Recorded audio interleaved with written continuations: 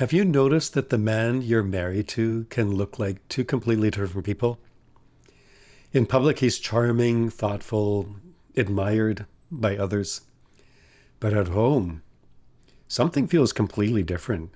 You bring up something that hurt you, and suddenly you're the one making amends and apologizing.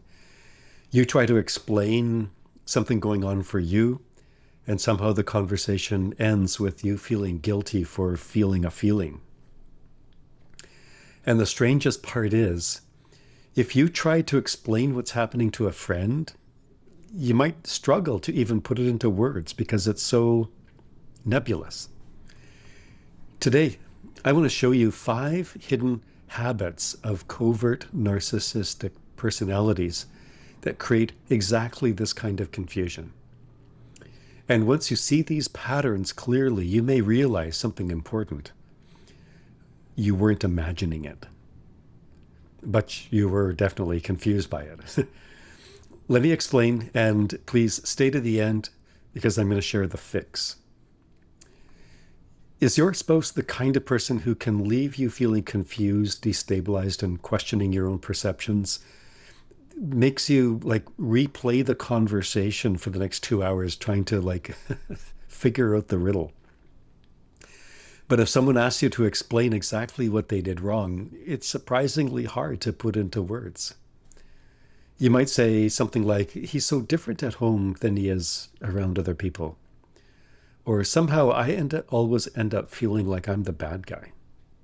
Or maybe when I bring something up, suddenly I'm the one who is the problem.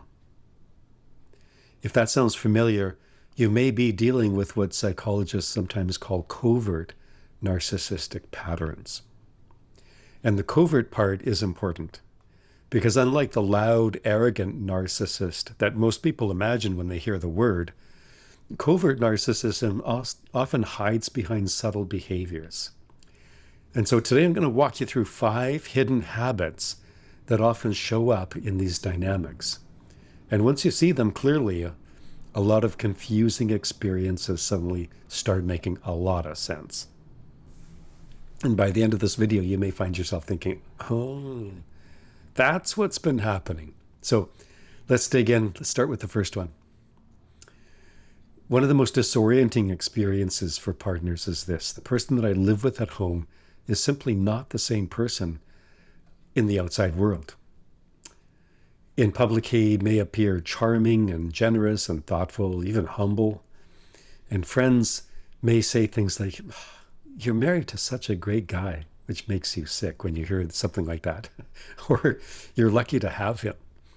And something inside you almost freezes when you hear that because the version of him that they see is not the version that you experience behind closed doors. At home, what you get is coldness, dismissiveness, subtle contempt, emotional withdrawal. It is the Dr. Jekyll and Mr. Hyde phenomenon, and we hear that again and again in our private coaching, in the Detox Your Marriage coaching. This creates a powerful psychological trap because when the outside world sees someone as wonderful, it becomes much harder to talk about your internal experience and even to trust your own experience. So this public-private split is one of the most destabilizing aspects of covert narcissistic behavior. Another habit is it's rage followed by denial. This is extremely confusing. The covert narcissist may express just managed, unfettered, clear anger or rage, and then immediately deny that it ever happened. You might experience, cutting tones, cutting comments, icy withdrawal, passive-aggressive hostility frequently. But when you address it, suddenly the narrative changes. You may hear, I'm not angry. I'm sorry, I can't even say that with a straight face. You're imagining things. Why are you so sensitive? So now you're left trying to reconcile 2 realities.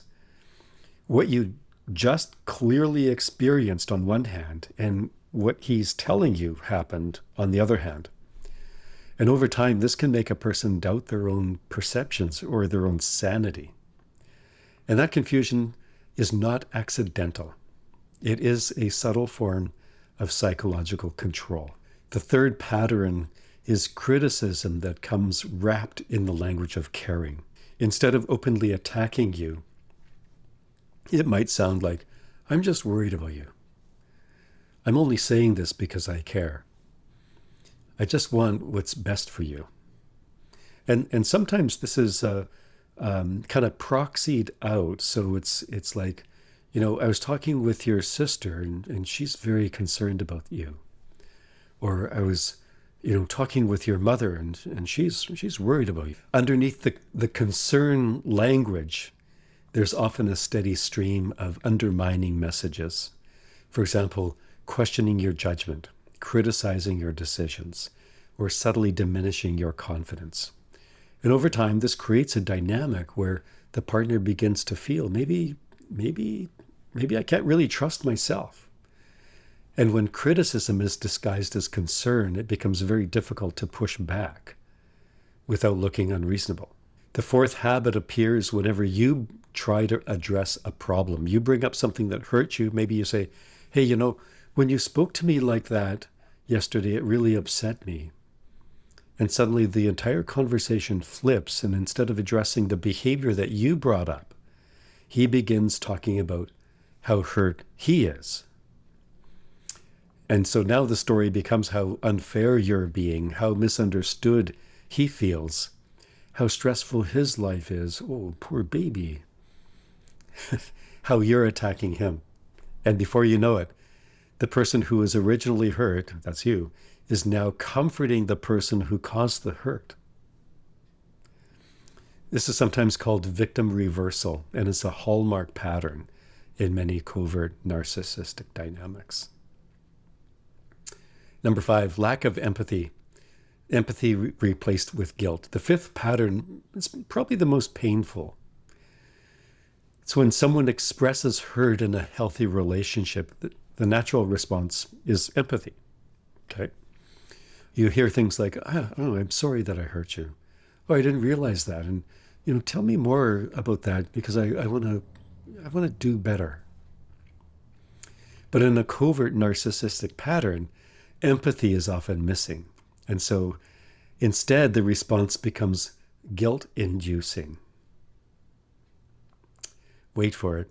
You might hear things like, after everything I've done for you, you should be grateful. Or you're always finding something wrong with me. So instead of addressing the hurt, the actual issue, the conversation shifts into making you feel guilty for even bringing it up. And guilt becomes a powerful way to silence legitimate concerns. Now, I want to pause here and say something really important. Recognizing these patterns is not about labeling or diagnosing someone. That's not what we're doing here. It's about understanding. It's about getting clarity of the dynamics that may be shaping your experience in this marriage. Because when someone lives inside these patterns for years, they often start asking themselves questions like, maybe I'm too sensitive, maybe I'm overreacting, maybe I'm the problem. And one of the most powerful steps in healing is simply seeing clearly and saying to yourself, no, this pattern is real. If you're recognizing some of these dynamics in your own relationship, please understand you're not alone. Many thoughtful, capable, and emotionally intelligent women find themselves navigating these patterns without realizing what they are. And learning how to regain clarity, stability, and emotional strength inside these dynamics is exactly the work we focus on inside our Detox Your Marriage community. It's free. The link is down below. We invite you to join. And if this video resonated with you and kind of shone a light on what you're experiencing, join the Detox Your Marriage community. That's where we talk about these patterns openly and provide practical tools to help you kind of regain your footing. And if this video brought some clarity to your experience, take a moment to like the video, subscribe to our channel, and maybe jot a comment down below letting us know how this impacted you. We read all of the comments.